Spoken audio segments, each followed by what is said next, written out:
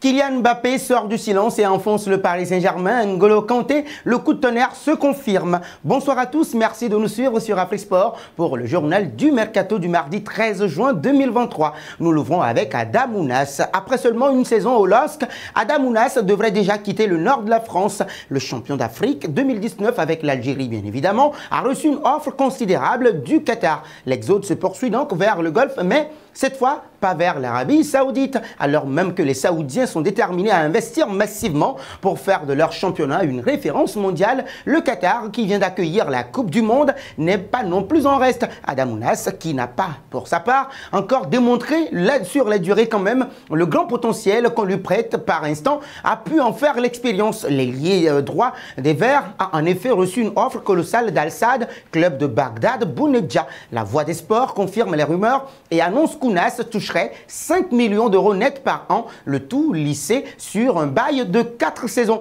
Difficile à refuser pour un joueur qui est toujours à la recherche de son meilleur niveau et de sa meilleure forme physique. Après ça, nous enchaînons avec Yankuba Minteh. Feyenoord a signé un contrat de prêt avec Newcastle United FC pour s'attacher les services justement de Yankuba Minteh. L'ailier gambien de 18 ans a rejoint le club de Premier League mais passera la saison 2023-2024 avec le club néerlandais en provenance d'Odense Bold Club.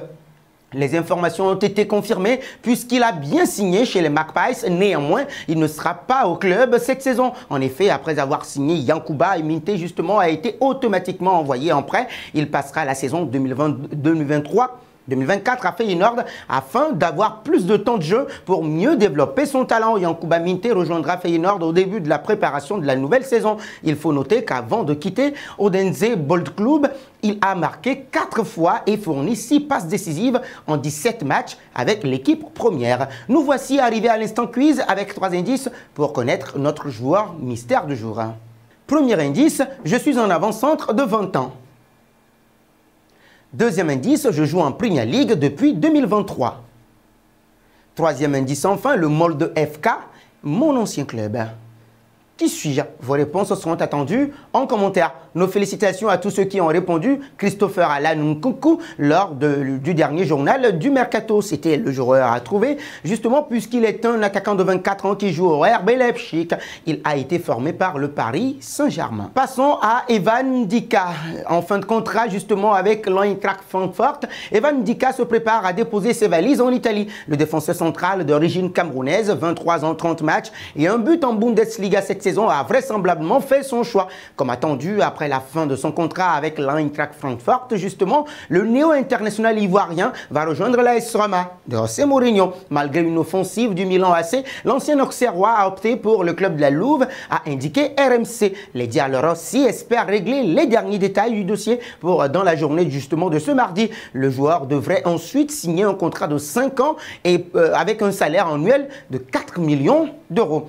Parlons de Robert Lewandowski qui a mis justement fin aux rumeurs ce lundi selon lesquelles il pourrait partir en Arabie Saoudite au cours de l'été prochain.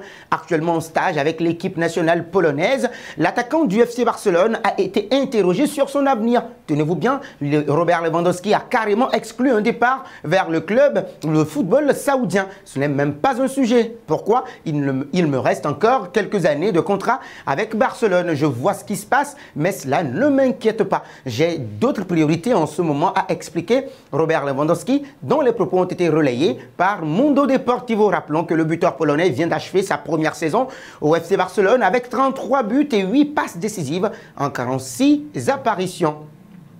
Intéressons-nous à N'Golo Kanté. Après Cristiano Ronaldo et Karim Benzema, N'Golo Kanté devrait lui aussi céder aux sirènes saoudiennes. Même si Didier Deschamps refuse de l'avouer, cela remet en cause son avenir en équipe de France. Selon Fabrizio Romano, le club d'Al Ittihad espère boucler l'arrivée du champion du monde français 2018 dans les 24 heures. Donc d'ici mercredi soir, justement, le transfert est bien avancé. Le journaliste italien indique justement qu'un accord a été trouvé la semaine dernière avec Kanté et qu'une partie de la visite médicale a été effectuée. Il ne manquerait plus que la signature de joueurs et de ses agents pour finaliser l'opération. En fin de contrat avec Chelsea, le milieu de terrain français hésitait entre prolonger l'aventure avec les Blues de Chelsea ou céder aux sirènes saoudiennes. Il devrait donc choisir justement la deuxième option en rejoignant le Cristiano Ronaldo et Karim Benzema dans le nouvel Eldorado des footballeurs. Son salaire serait de l'ordre de 100 millions d'euros par an.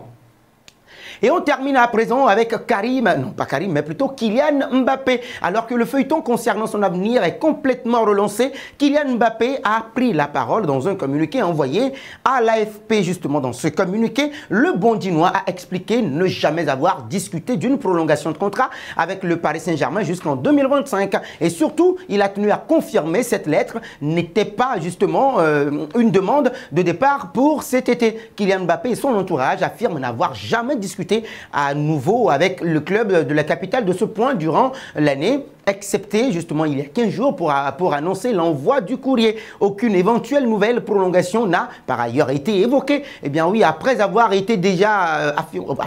déjà affirmé publiquement ces dernières semaines qu'il serait parisien la saison prochaine, Kylian Mbappé n'a pas demandé son départ cet été, mais a juste confirmé au club la non-activation de son année supplémentaire. Peut-on y lire Mbappé justement et les siens regrettent que la réception de ce courrier ait été diffusée aux médias et que ces échanges soient rendus publics dans le seul but de nuire à leur image et au bon déroulement des discussions avec le club. Et sur sa supposée volonté de rejoindre le Real Madrid, comme annoncé par le Parisien, Kylian Mbappé justement a répondu ceci sur son compte Twitter. Mensonge. En même temps, plus c'est gros, plus ça passe. J'ai déjà dit que je vais continuer la saison prochaine au PSG où je suis très heureux. Voilà qui est plutôt clair justement, mais qui ne devrait pas servir à calmer les ardeurs de l'autre côté des Pyrénées. C'est la fin de ce journal que nous refermons avec la question du jour. Le Paris Saint-Germain doit-il se séparer de Kylian Mbappé vu les circonstances? Vos réponses sont attendues en commentaire. Mais avant, n'hésitez pas à vous abonner sur Afrique Sport, c'est pour ne rien manquer des informations footballistiques.